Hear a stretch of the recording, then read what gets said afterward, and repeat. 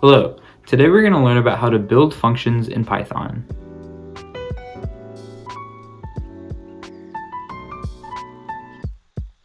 Functions are essential if we want to structure our code properly, or even just build bigger projects where we have to collaborate with other coders.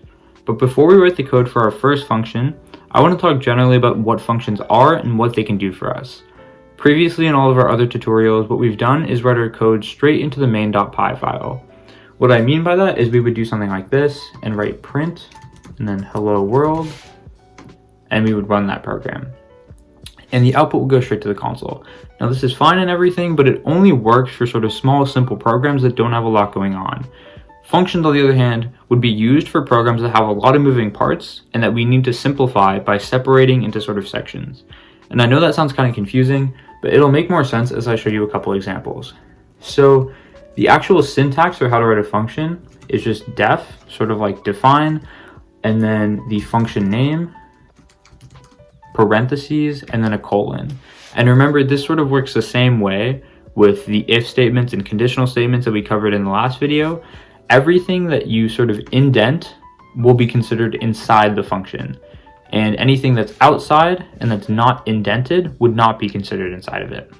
So in this case, let's make the function name add.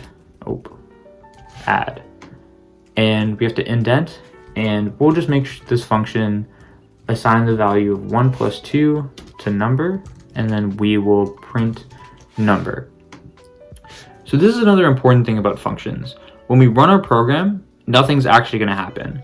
You'll notice that after we click run, nothing is printed to the console. And that's because nothing instructed our program to actually run this function. Nobody told the program that we need to go into the add function and then execute all of these lines, which means if we want add to actually work, what we have to do is type add and then parentheses.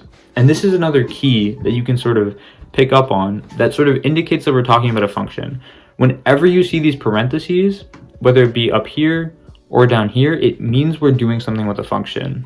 And on line 5, when we type add and then the parentheses, that's where we're actually calling the function or invoking it, as you'll hear a lot of programmers say. So now when we click run, you'll notice that we print 3 to the console. And that's because the way it works is when we click run, the program will look at the definition of add, it'll store that in its memory, and it won't really do anything with it until we get to line 5. And that's when we tell the program, hey, what I'm trying to do is access that definition for add, and I want you to use that. So the program knows to go and look up to the definition of add, and then it'll execute whatever's inside that function. So just to make sure that this works, let's change it to the value of 7 plus 8. And then you'll notice it prints 15. So clearly our add function is working, but functions can get a lot more complicated than this. So let's look at what functions typically do, which is instead of printing something, they return something. And this is where I can introduce the concept of return statements. Return statements are statements that do exactly what they sound like. They return something. So typically what we would do in functions, instead of printing number, we would return number. And you just do that by typing return and then whatever variable or value you want to return. So now what I would have to do is I would have to print the result from add. I couldn't just run the function. So that's why if I click run right now, nothing actually happens. And that's because the returned value from this function was never printed anywhere. But let's say I print, I'll go ahead and just erase this line. Let's say I type print and then add. What this would do is it would print the result that comes from add. So if I run that, then you'll see that the result 15 is printed. What I could also do is just assign it a variable and just say add result is equal to add, and then I could print add result. This is typically an easier way to read your code, but this would also work and the same thing will happen. 15 is printed. But another thing you might have noticed is that the actual function that we used to print something is print, and then we have parentheses there as well. And if you remember what I was saying earlier, anytime we see those parentheses, it means we're either calling a function or we're making a function. So up here, when we type def add, we're making a function. That means that print is also a function. So when we type print and then we type those parentheses, we're invoking the function. It's just that print is a built-in function for the language, so we never actually had to write the definition for it. But what Python does is it lets us write whatever functions we want and write the definitions for those. So that's sort of the basics of it. Another thing that I forgot to mention is what we can do with return statements is we can also return a value. You don't have to return just a variable. So if I wanted to, I could return 15 and I don't have to add anything, and we would get the same output as well. And that is sort of the basics of functions. But now let's talk about one other thing. Typically in programming languages, the way it works is most programming languages will have a main function. And this main function is, well, in those programming languages, they're told to start in the main function. So what I mean by that is they would have a function that's called main, and then you would have all of your code inside that main function. So let's say I would have this.